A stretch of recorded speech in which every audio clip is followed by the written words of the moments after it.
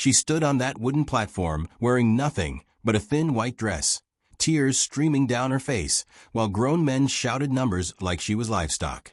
But this wasn't some nightmare. This was Tuesday afternoon in Millfield, Kansas, and 19-year-old Cordelia May was about to be sold to the highest bidder. The Silver Dollar saloon reeked of whiskey and sweat. Silas Crowder, the owner, stood beside the platform with a sick grin, banging his gavel like some twisted auctioneer. His voice boomed over the crowd of miners and drifters who'd gathered for this disgusting spectacle. Gentlemen, what we have here is a genuine virgin, fresh as morning dew. Starting bid is $50. Cordelia's hands trembled as she tried to cover herself. She'd been an orphan since 12, scraping by on kitchen work and laundry until last week when Crowder cornered her with an impossible debt. Her dead father's gambling losses that somehow became her burden. Pay up or work it off his way. 60, shouted a toothless miner. 70, called another. Outside, Thaddeus Holloway was tying his horse to the hitching post, planning to grab supplies and head home to his 8-year-old daughter, Minerva, before dark. He'd been a widower for 3 years, working his small farm and trying to raise his child right in a world that seemed to get meaner every day. But then he heard the shouting from inside the saloon, and the crying. Thaddeus pushed through the batwing doors, expecting to see a card game gone wrong. Instead, his blood turned to ice. There on that platform stood a girl barely older than a child, being auctioned off like property, while men treated her suffering as entertainment. 85, someone yelled. Cordelia's eyes found Thaddeus in the crowd. For a moment, their gazes locked. He saw something in her face that reminded him of his own daughter. Pure terror mixed with desperate hope that someone, anyone, might help. 100. The voice belonged to Buck Morrison, a cattle rancher known for his cruelty to women. Cordelia's face went white. She knew exactly what kind of man Buck was. The whole county knew. Thaddeus felt his heart pounding. He had exactly $93 in his pocket. Money meant for winter supplies, medicine for Minerva's cough that wouldn't go away, and food to last them through the harsh months ahead. Losing it would mean real hardship. His daughter might go hungry. She might get sicker without that medicine. But looking at that terrified girl, then at the predatory faces surrounding her, Thaddeus realized some things mattered more than money. Some things mattered more than comfort or even survival. 200. Every head in the saloon turned. Thaddeus stepped forward, his voice steady despite his racing pulse. The crowd murmured in shock. $200 was more than most men made in 6 months. It was the price of a good horse, the down payment on a homestead. Silas Crowder's eyes lit up with greed. Well, do I hear 210? The room fell silent. Buck Morrison glared at Thaddeus, his hand moving toward the Colt .45 on his hip. You sure you want to make an enemy today, farmer? Thaddeus met his stare without flinching. I'm sure I can't stand by and watch this. Buck's jaw clenched. For a moment, it looked like he might draw anyway. But even Buck Morrison wasn't stupid enough to shoot an unarmed man in front of 20 witnesses. Not when the sheriff's office sat right across the street. Sold. Crowder banged his gavel with finality. Sold to the gentleman farmer for $200. But what Thaddeus said next made the entire room go quiet. This girl's coming home with me, but not for what you think. The saloon erupted in confused murmurs. What kind of man spent $200 on a woman and didn't expect anything in return? Crowder didn't care about the why. He just wanted his money before anyone changed their mind. Thaddeus began counting out bills he didn't actually have. He'd have to borrow the rest from Doc Whitman, promised to pay it back somehow.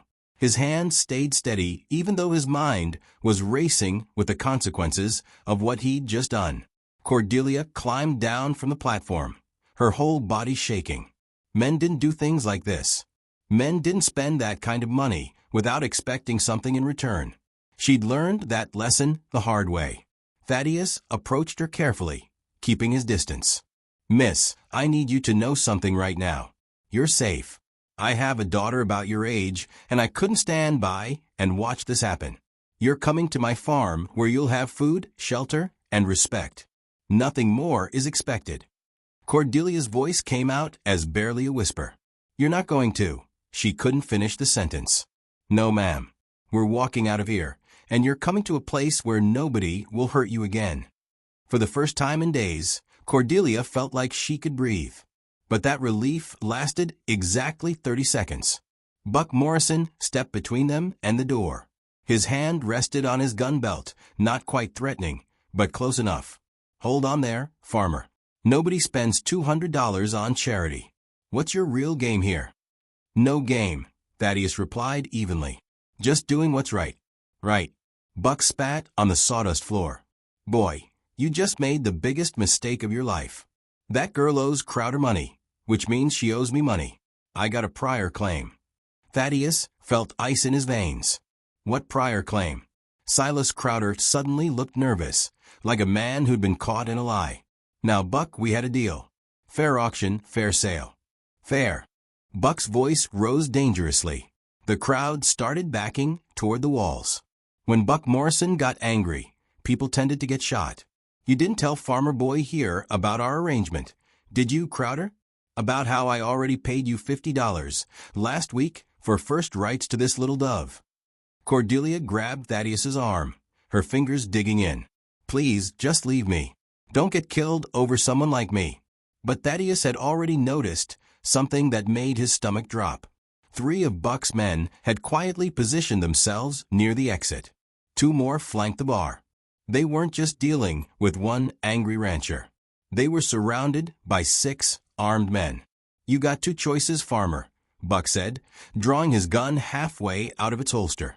Walk away and leave the girl, or try to leave with her and see what happens. Thaddeus looked at Cordelia's terrified face, then at his own hands. Hands that had never drawn a gun in anger. Hands better suited to plowing fields than gunfights. He thought of Minerva waiting at home, needing her father. The smart choice was obvious. Walk away. Live to see another day. But sometimes doing right means doing stupid.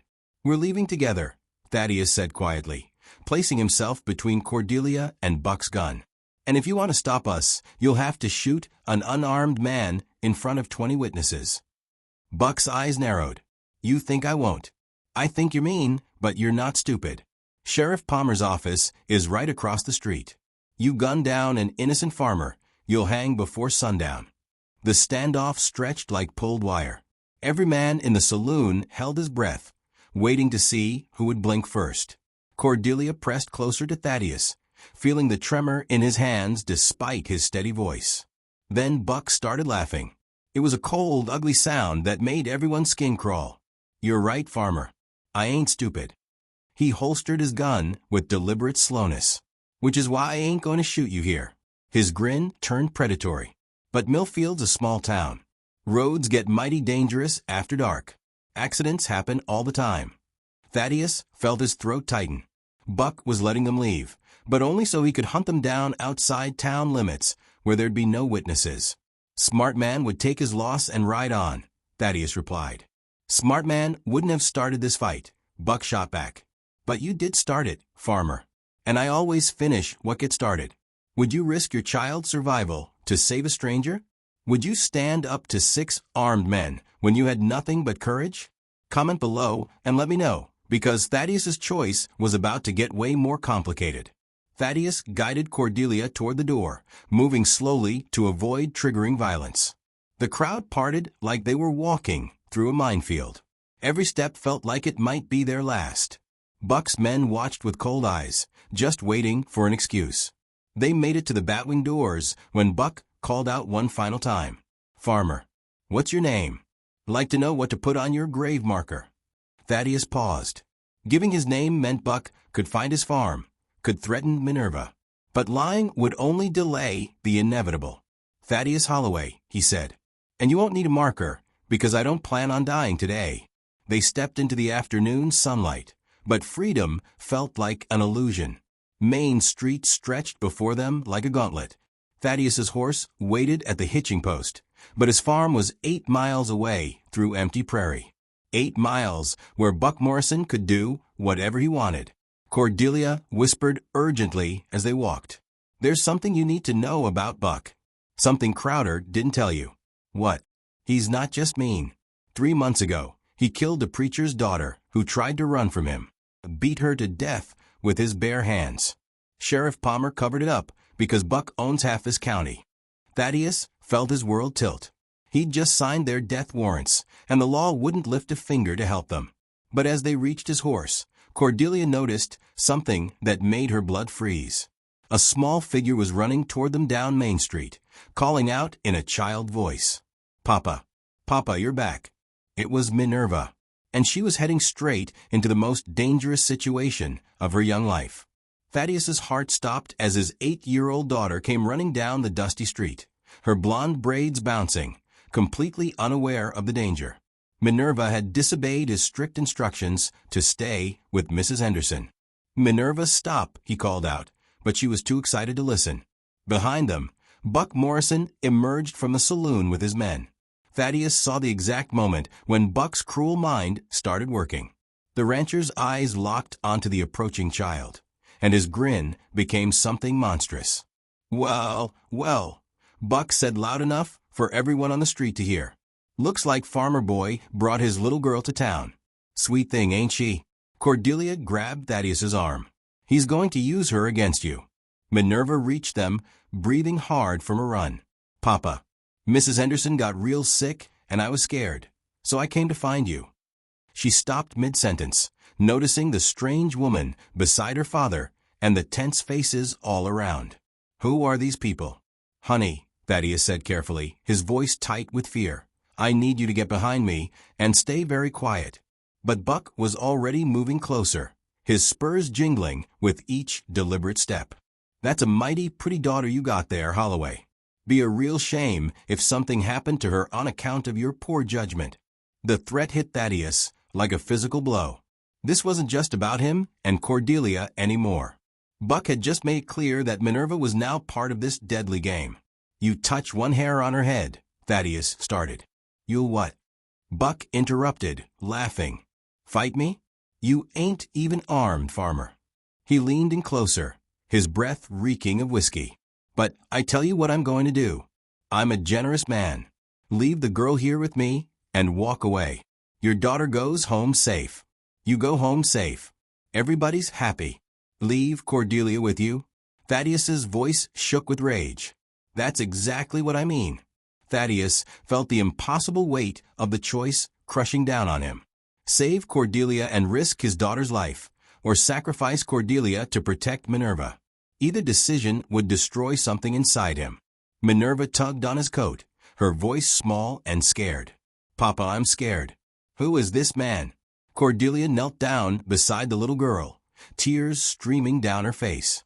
"Honey, my name's Cordelia. Your papa's trying to help me, but it's gotten complicated." "Are you in trouble?" "Yes, sweetheart. Bad trouble." Minerva looked up at her father with those trusting blue eyes. "Papa always helps people in trouble. Mama taught him that." The innocence in her voice made Thaddeus's chest tight. His wife, Sarah, had indeed taught him to stand up for those who couldn't defend themselves. But Sarah had never faced Buck Morrison. Buck stepped closer, his patience clearly running out. "Time's up, Farmer. What's it going to be? If you were Thaddeus, what would you do? Sacrifice an innocent girl to save your own daughter, or risk everything to protect them both? Tell me in the comments. I need to know which side you choose. Because what Thaddeus decided next would either make him a hero or get them all killed. Thaddeus looked at his daughter, then at Cordelia, then at the crowd of onlookers watching this drama unfold. In that moment, he realized something that changed everything. "You're right, Buck," Thaddeus said, his voice carrying a strange calm. "I'm not armed." Buck frowned, momentarily confused. "But you're wrong about one thing," Thaddeus continued. "Yeah? What's that?" "You think this is just between you and me. But look around." Thaddeus gestured toward the growing crowd that had spilled out of shops and businesses. Half the town was now standing on Main Street, witnessing everything. Half this town's been watching you threaten a child, Buck. Sheriff Palmer might be in your pocket, but Judge Crawford ain't. And neither is the territorial marshal, who's due through here next week. Buck's confidence flickered for just a moment, but it was enough. Thaddeus pressed his advantage. You see, Buck, you made this public. Real public. And now everyone's going to remember the day Buck Morrison threatened to hurt an 8-year-old girl because her daddy wouldn't let him buy a woman like she was cattle. Murmurs rippled through the crowd. Thaddeus was right. This had become a spectacle, and Buck's reputation was now on full display. Furthermore, Thaddeus continued, that woman you're so desperate to claim? She's got family coming to look for her. Cordelia, tell him about your brother. Cordelia caught on immediately. My brother James rides with the Pinkertons. He'll be here within the week, and he doesn't take kindly to men who hurt his sister. It was a complete lie, but Buck didn't know that. The Pinkerton Detective Agency was feared throughout the West. Even Buck Morrison didn't want that kind of trouble. Buck's face reddened with rage and frustration. His perfect plan was unraveling in front of everyone. You think you're real clever, don't you, Farmer? I think I'm real tired of this conversation, Thaddeus replied. Minerva, Cordelia, get on the horse. But as they moved toward the hitching post, Buck made a desperate play. Tommy, Jake, blocked their path. 2 of Buck's men stepped forward, hands on their guns. The crowd gasped and started backing away. This was about to turn into a bloodbath. That's when an unexpected voice cut through the tension. I wouldn't do that if I were you boys. Everyone turned to see Doc Whitman emerging from his office across the street. But he wasn't alone. Behind him came Reverend Mills, shopkeeper Harold Chun, and 6 other townsmen. All of them were armed. Doc Whitman adjusted his spectacles and addressed Buck directly. Morrison, we've had enough of your bullying in our town. These good people have done nothing wrong, and we won't stand by and watch you terrorize a child. Buck looked around wildly. Suddenly, his 5 men seemed awfully outnumbered. The crowd that had been passive observers was now clearly taking sides. And they weren't taking his. You got no authority, Whitman, Buck snarled. Maybe not, Doc replied, but Judge Crawford does. The judge himself stepped forward from the crowd. Morrison, you and your men have exactly 10 minutes to leave town before I charge you with disturbing the peace and endangering a child. For several tense moments, it looked like Buck might draw anyway. His hand hovered over his gun while 8 armed men faced him down. Then Silas Crowder made everything worse. Buck, you still owe me $300 from last month's poker game. Maybe it's time to settle accounts. Buck's face went white. He'd forgotten about that debt. And now he was cornered financially as well as physically. Matter of fact, Crowder continued with a nasty smile, I think the debt just transferred to our new friends here. Congratulations, Farmer. You just inherited Buck Morrison's biggest problem. The implications hit everyone at once. If Buck owed Crowder money, and Crowder was transferring that debt to Thaddeus, it meant Buck now had a legal claim he could pursue through violence. That's not how debts work, Crowder, Doc Whitman said sharply. Actually, it is, came Judge Crawford's voice. If Crowder wants to assign Morrison's debt to Holloway, that's his legal right. But, he continued, raising his voice as Buck started to grin, Morrison would have to agree to the transfer, and the debt would have to be legitimate with proper documentation. Buck's grin faded. Judge Crawford was known for his strict interpretation of the law. Show me the paperwork, Crowder, the judge demanded. Silas Crowder's face went pale. There was no paperwork because the poker debt was fictional, a desperate attempt to create leverage. I see, the judge said when Crowder remained silent. No paperwork means no legal debt. Morrison, you have 10 minutes to leave town. Buck's last card had been played and lost. His men were already backing toward their horses, clearly eager to avoid a shooting war with half the town. But Buck Morrison had never been one to accept defeat gracefully. This ain't over, Holloway, he spat. Not by a long shot. You cost me money, you cost me face, and you made me look like a fool. I got a long memory and a longer reach than you think. Thaddeus helped Cordelia and Minerva onto his horse. I reckon it is over, Buck. You lost fair and square. Fair. Buck's laugh was bitter. Boy, you don't know the first thing about fair. But you're going to learn. As Buck and his men rode out of town, the crowd began to disperse. Doc Whitman approached Thaddeus with a concerned expression. Son, you did the right thing today, but Morrison's not the type to forget a grudge. You might want to consider staying in town for a few days. Let things cool down. Thaddeus shook his head. Can't do it, document. I got a farm to run and animals to feed. Besides, running scared just invites more trouble. Then take this. Doc Whitman pressed something into Thaddeus's hand. A small Derringer pistol. It ain't much, but it's better than nothing. Cordelia looked at the little gun with obvious fear. Maybe the doctor's right. Maybe we should wait. No, Thaddeus said firmly. We leave now, while we have daylight and witnesses to our departure. Buck's more likely to try something if we look afraid. They were preparing to leave when Minerva tugged on her father's sleeve. Papa, the lady seems sad. Is she going to be okay? Thaddeus looked at Cordelia. Really looked at her for the first time since this all started. She was pale, shaking, and clearly traumatized. Cordelia, he said gently, are you all right? She shook her head slowly. I don't understand why you helped me. Men don't usually help without wanting something in return. My wife taught me that protecting innocent people is what separates us from animals. You're innocent, and you needed protecting. Tears started flowing down Cordelia's cheeks. Your wife sounds like she was a wonderful woman. She was, Thaddeus said softly. And she'd want me to make sure you're safe. But as they finally rode out of Millfield toward Thaddeus's farm, none of them noticed the lone rider who had been watching from the hills above town. Buck Morrison had sent one of his men ahead to scout the route home. The real danger was just beginning. If you're loving this story, hit that subscribe button because what happens next is going to shock you. The ride to Thaddeus's farm should have taken 40 minutes. They made it halfway before the shooting started. It happened at Devil's Canyon, the narrow pass where the road wound between two rocky hills. Thaddeus had always hated this stretch. Too many places for ambushes, too few escape routes. The first bullet shattered the silence, kicking up dust inches from their horses' hooves. Thaddeus immediately pulled the reins, steering them behind a large boulder as more shots rang out. Stay down, he shouted, covering Minerva and Cordelia with his body. From the hills above came Buck Morrison's voice, ugly with triumph.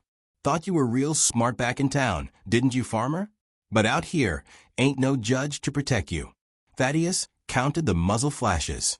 For men on the left ridge, 2 on the right. They were completely surrounded, with nowhere to run. What do you want, Buck? Thaddeus called out. I want my property back, and I want you to pay for making me look like a fool. Cordelia grabbed Thaddeus's arm.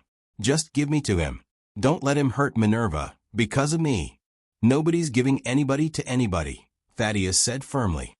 He pulled out Doc Whitman's Derringer, knowing it held only 2 shots against 6 armed men. Minerva was crying softly. Papa, I'm scared. I know, honey. Just stay behind this rock and don't move no matter what happens.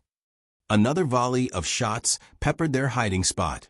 Buck was clearly enjoying this, drawing it out, terrorizing them before moving in for the kill. Then Thaddeus heard something that made his heart race.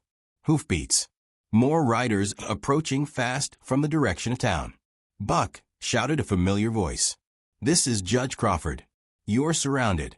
The shooting stopped abruptly. Thaddeus risked a look around the boulder and saw an amazing sight. Doc Whitman, Reverend Mills, and 8 other townsmen had ridden out after them, armed and ready for a fight.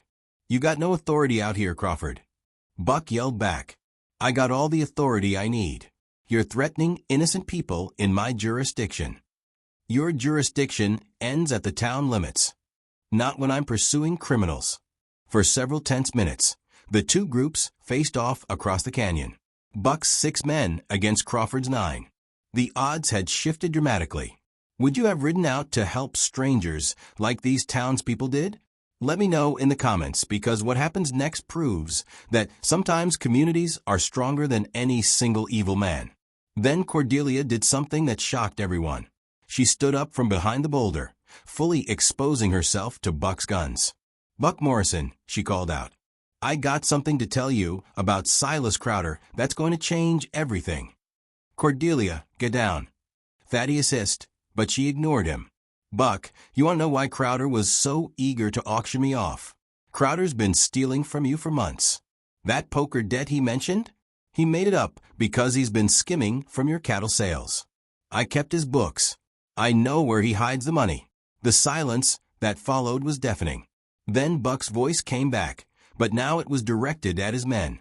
Boys, I think we've been shooting at the wrong people.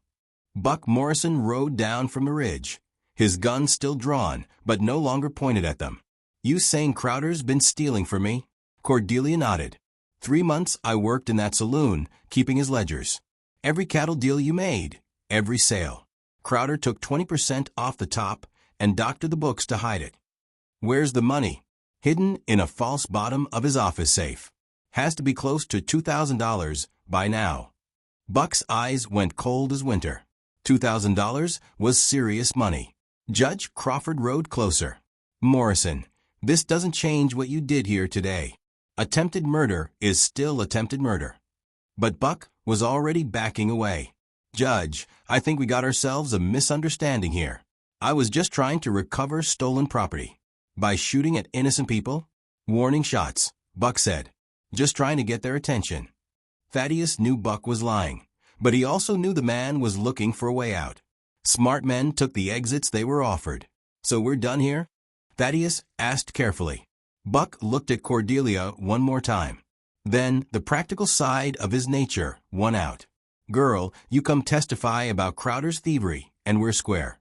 Deal. Cordelia nodded quickly. I'll tell Judge Crawford everything I know. Good enough. Buck turned his horse toward town. Boys, we got a saloon keeper to visit. As Buck and his men rode away, Thaddeus finally allowed himself to breathe. The immediate danger was over. Judge Crawford approached them. That was quick thinking, young lady. You realize Crowder is going to be mighty unhappy when he finds out what you just did. Crowder can't hurt me anymore, Cordelia said with surprising confidence. She looked at Thaddeus and Minerva. I'm not alone now. The ride back to Thaddeus's farm was peaceful. Minerva chattered excitedly about the adventure.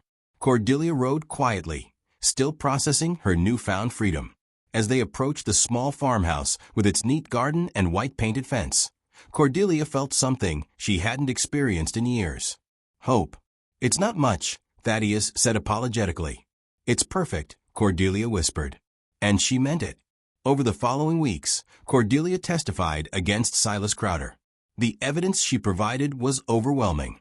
Crowder was arrested, and his saloon was shuttered. Buck Morrison, surprisingly, kept his word.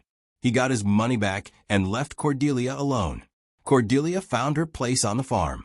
She helped with cooking, mending, and teaching Minerva to read.